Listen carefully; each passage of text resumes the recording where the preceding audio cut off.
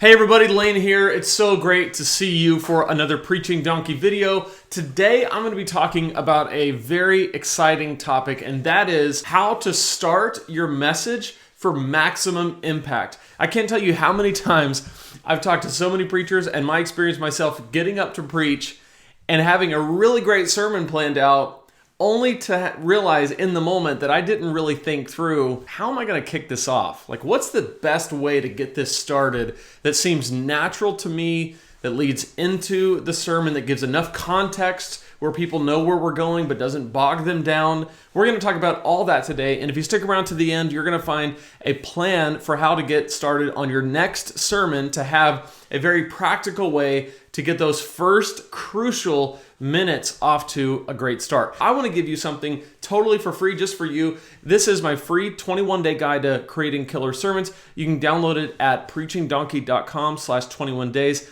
It just takes you through a 3-week process of creating a compelling message. This is great for you if you're a novice to preaching, or if you've been preaching for a long time. This will be just a new perspective and way for you to study the text and create a message out of it that's compelling and clear to your listeners and gears them towards life change, which is what we want. So again, that's preachingdonkey.com/21 days. Okay, so let's jump right into the topic for today. The first 90 seconds of your sermon are so incredibly important. And the reason is because people tend to decide in that first 90 seconds if your sermon is kind of worth paying attention to, if there's something in it for them. Now, let's just be honest, like as preachers, we just want people to want to be there. We think that what we have to say is valuable. We think that what the scriptures teach is the inspired divine word of God. Like, we want them to pay attention, and we don't think it should matter whether we hook them in the first 90 seconds.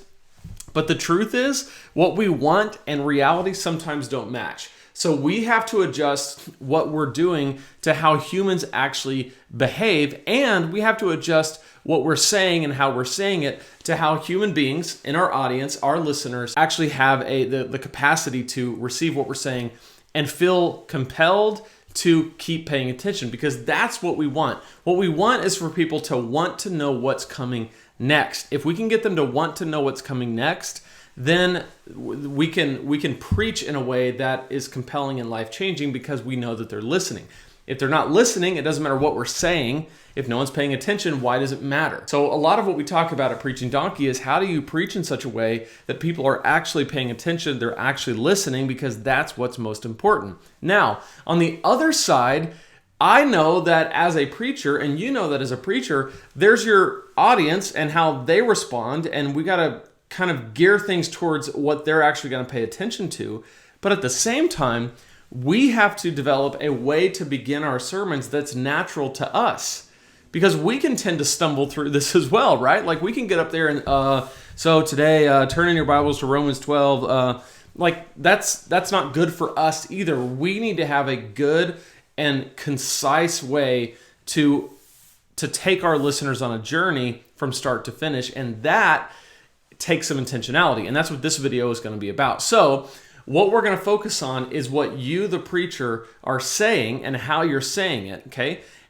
With the goal in mind, as I said, to gear this towards your listeners who need a concise and compelling and clear presentation from start to finish. So I want to give you a very practical way to start the first 90 seconds to 5 minutes. So the first minute and a half to 5 minutes. How do you do that? What is the most natural way to get started? And by the way, this is just a template. This is what I tend to do. You don't have to do it this way, but this is a way that works pretty well for me and pretty well for the pastors that I've coached. So I'm going to share it with you, and I think that you'll benefit from it. So the very first thing you do when you walk onto the stage, you set your notes down. This is just an aside.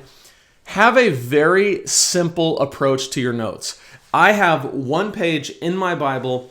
I come out, I set it down, and that's it. I'm not flipping through things. I'm not setting things out. I think a lot of the first 90 seconds of your message, the first 10 seconds of your message, can be wasted when what your listeners see is this.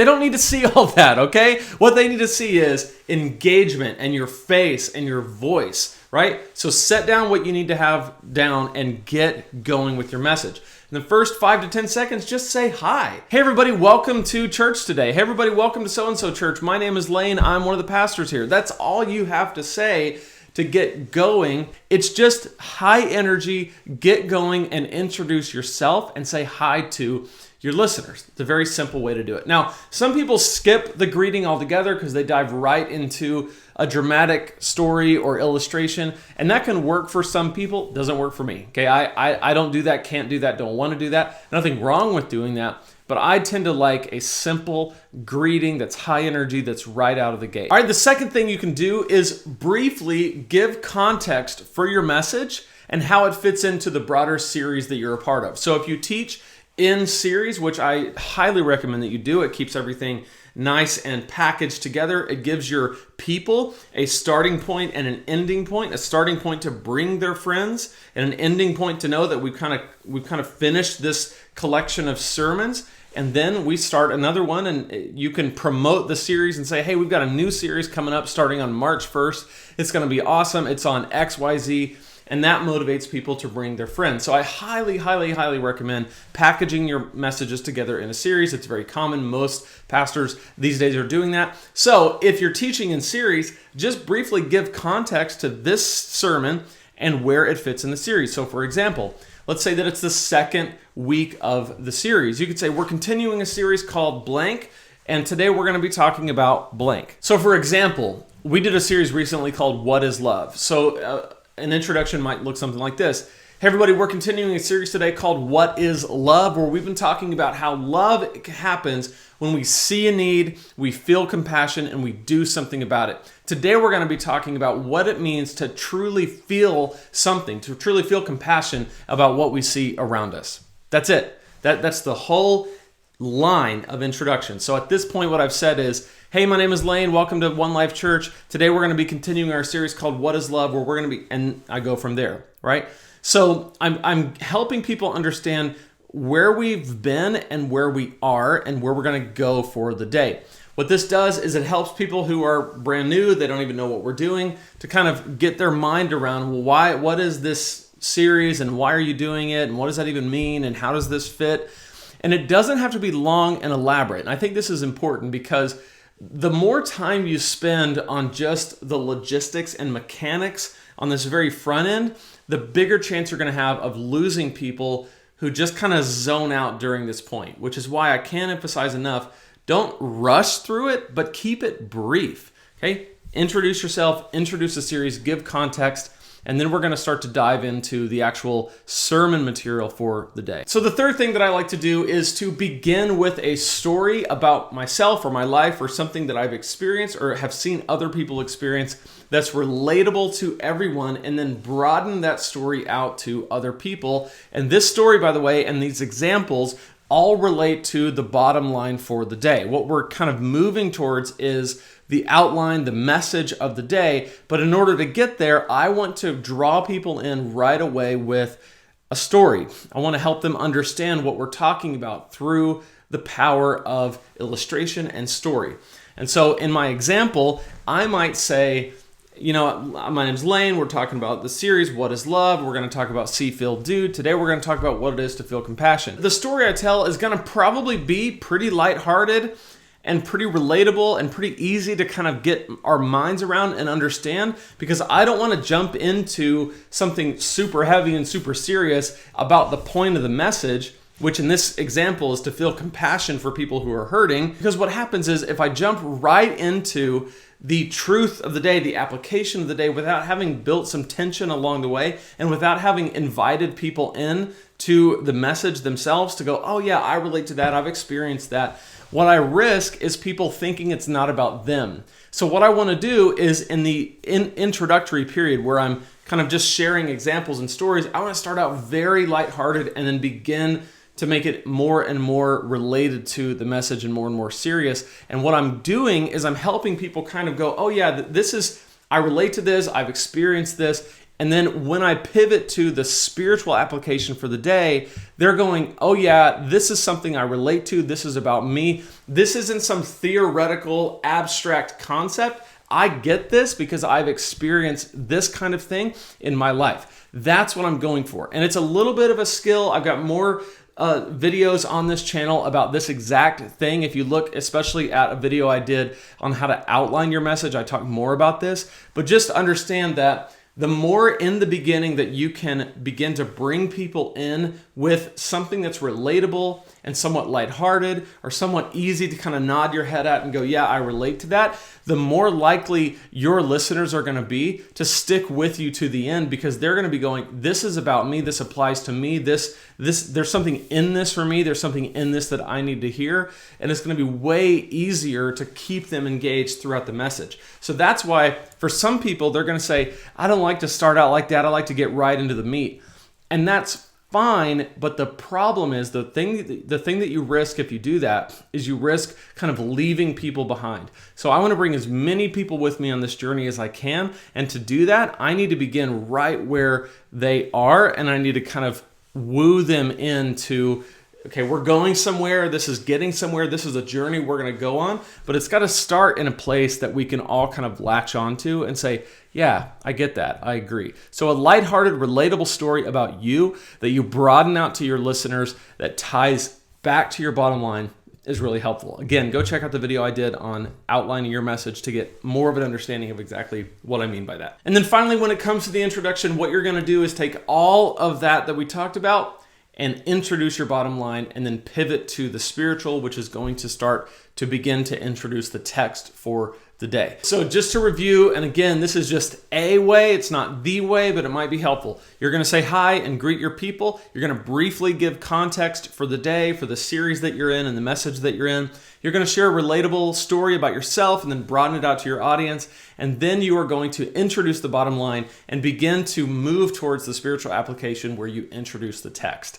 That is the first 90 seconds to 5 minutes of your message. And if you do that well, you'll begin to see that you get kind of better and more natural at what fits for you to introduce your message. And when you sit down to write any given message, you kind of have a template to say, okay, this is the kind of pattern that I'm going to take for the first few minutes. And that way I don't have to stumble through it. I don't have to worry about it. Then I can plug in whatever pieces fit into this particular template, and I've got a plan.